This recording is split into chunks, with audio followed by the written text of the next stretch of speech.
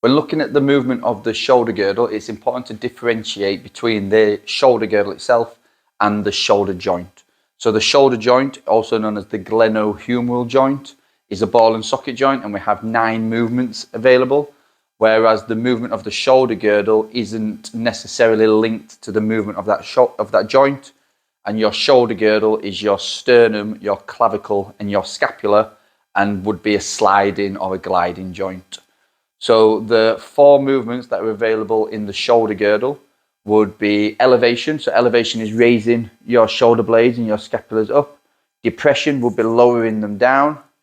We then have protraction, which would be rounding your shoulders forward. And then retraction would be pulling our shoulder blades back.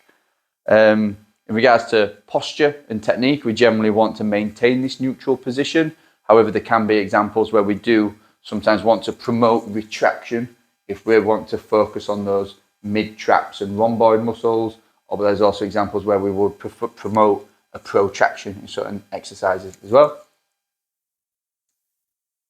Even though we want to learn the shoulder girdle separate to the shoulder joint, it is important to understand that they do work together. So while we are moving our shoulder joint through these different positions, our shoulder girdle should be stabilizing and assisting with that movement, and a big part of that is the use of rotator cuff muscles to make sure that the glenohumeral joint, so the shoulder joint, is best positioned alongside the scapula and the cavity of the scapula, so what you call the glenoid cavity, so the humerus can move effectively within there. So we also need to look at the rotator cuff muscles and what movements they do and how they impact on the shoulder joint, but also the shoulder girdle.